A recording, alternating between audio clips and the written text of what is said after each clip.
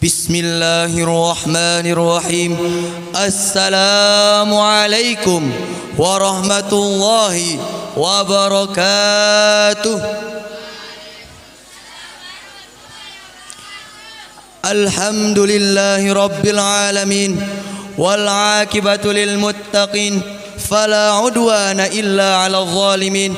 Wassalatu wassalamu ala asyrafil anbiya'i wal mursalin sayyidina Muhammadin wa ala alihi wa sahbihi wasallim. Amma ba'du. Dewan juri yang kami hormati, hadirin sekalian beserta teman-teman yang kami banggakan, Napoleon Hill dalam bukunya menjelaskan, Megatrend 2000 menjelaskan bahwa abad 21 merupakan abad perkembangan umat beragama. Dapat kita saksikan lembaga-lembaga pendidikan semakin makmur, masjid-masjid semakin menjamur, pengajian dan pengkajian tidak lagi sebatas forum dan podium, melainkan sudah merambah ke media cetak dan media elektronika. Hal ini patut untuk kita syukuri dengan mengucapkan Alhamdulillahi Rabbil Alamin. Namun sayang, di tengah kemajuan abad 21, ternyata abad 21 melahirkan dekadensi moral, turunnya moral yang kian merajalela. Hadirin yang berbahagia, Indonesia pada saat ini mengalami fase kegentingan di mana kepercayaan rakyat terhadap pemerintah kian hari kian menurun karena banyaknya pemimpin kita terjerat dalam kasus korupsi. Sehingga bagaimana mungkin reformasi teraplikasi sedangkan pemimpin kita mengalami dekadensi? Terlebih kabar di media-media massa di Indonesia tentang penculikan, tawuran, pembunuhan, pemerkosaan, eksploitasi hutan, pergaulan bebas, bahkan gerakan-gerakan terorisme sering menjadi menu harian. Hal ini tidak mungkin untuk kita tiru.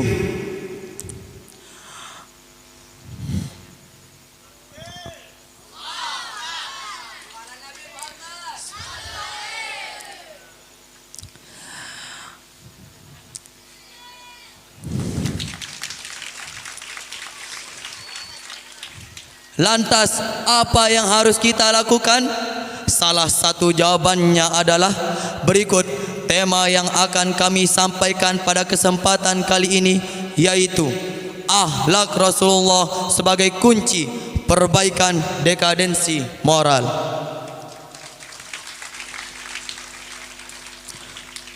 Hal ini dilandaskan pada Quran surah Al-Ahzab ayat 21 yang berbunyi sebagai berikut. A'udzu billahi minasy syaithanir rajim.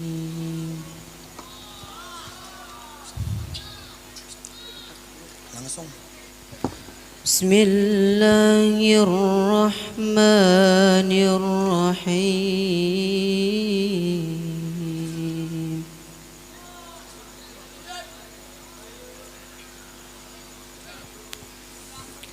Laqad kana lakum fi rasulillahi uswatun hasanah.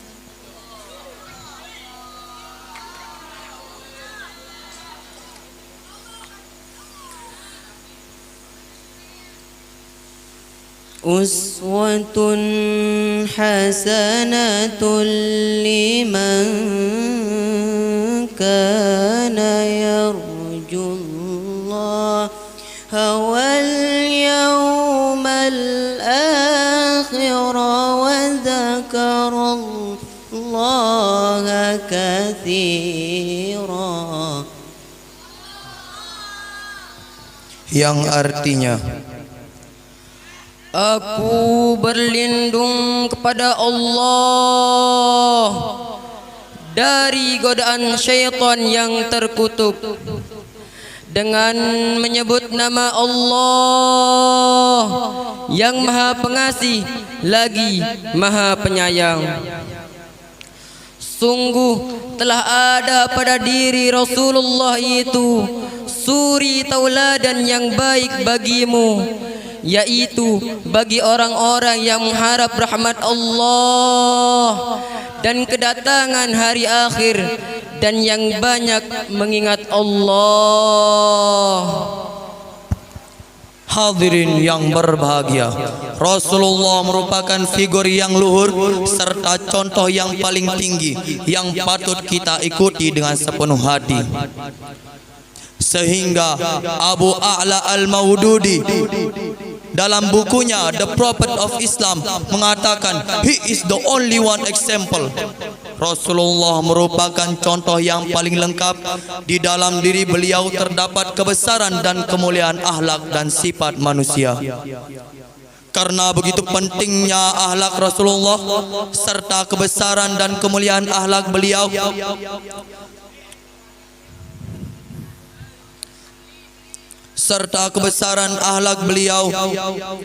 sebagai seorang pemimpin yang mengutamakan kepentingan rakyat dan mengutamakan akhlakul karimah, pada akhirnya mampu merubah masyarakat yang biadab menjadi beradab, yang berseteru menjadi satu. Masyarakat yang dulunya menyembah berhala kembali menyembah Allah Ta'ala. Sehingga Michael Hart menyebut beliau dalam bukunya The 100 Ranking of the Most Influencing Person in History. Dalam buku ini Michael Hart menyebut beliau, menempatkan beliau dalam urutan pertama orang yang paling berpengaruh di dalam sejarah. Hal ini menjadi pembuktian dari sabda beliau, innama bu'ithu liutammima makarimal akhlak. Sesungguhnya aku diutus untuk menyempurnakan akhlak. Lantas bagaimana akhlak negara kita ini, terutama pemimpin kita yang mengalami dekadensi? Jawabannya adalah masih banyak pejabat yang bejat, yang berani melipat uang rakyat. Masih banyak aparat yang tidak amanat, yang bergelimang maksiat. Dan masih banyak pemimpin-pemimpin kita yang terjerat dalam kasus korupsi. Hadirin yang berbahagia, di tengah gentingnya negara kita ini, di tengah maraknya dekadensi di semua aspek kehidupan, ini menjadi tugas kita bersama agar sama-sama keluar dari lubang keterpurukan, kemudian masuk ke pintu kemenangan. Hal itu tak lain dan tak bukan dengan kita kembali mengimplementasikan akhlak dan sifat Rasulullah di tengah kehidupan kita. Sehingga dengan cara ini kita dapat hidup bahagia baik dalam lingkungan keluarga, masyarakat, bangsa dan negara. Dan Allah pun akan menganugerahi keberkahan kepada kita selaku penduduk bangsa ini. Allah Subhanahu wa taala berfirman dalam Quran surah Al-A'raf ayat 96 yang berbunyi sebagai berikut.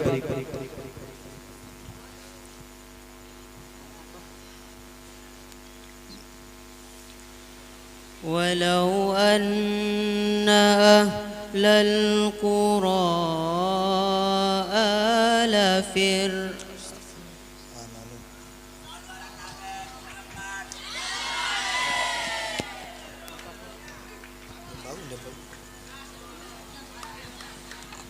yang artinya, dan sekiranya penduduk negeri ini beriman dan bertakwa, pasti kami akan melimpahkan kepada mereka karunia berkah dari langit dan bumi. Tapi ternyata mereka mendustakan ayat-ayat kami, maka kami siksa mereka sesuai apa yang telah mereka kerjakan.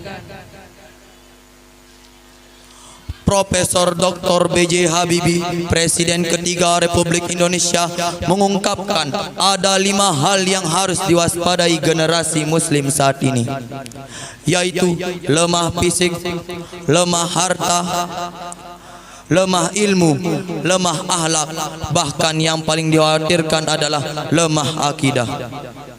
Oleh karena itu, supaya tidak terjadi hal yang demikian, kami mengajak generasi muda agar meninggalkan budaya malas dan putus asa. Mari semua peganglah dunia untuk menggapai ridhonya. Sing-singkanlah bajumu untuk menggapai cita-cita. Selamatkan negeri, jiwa, bangsa dan agama. Wahai pemuda harapan bangsa, ambil sampanmu, arungi lautan. Patahkan dayungmu, tanganmu ayuhkan. Robek layarmu, bajumu gunakan. Rusak sampanmu, renangi lautan demi mencapai pulau impian. Hadirin yang berbahagia, hanya inilah yang dapat kami sampaikan. Hidup sendirian tanpa kekasih, cukup sekian, terima kasih. Dan pada akhirnya, Sadaqallahul azim. Maha benar Allah atas segala firman-Nya. wassalamualaikum warahmatullahi wabarakatuh.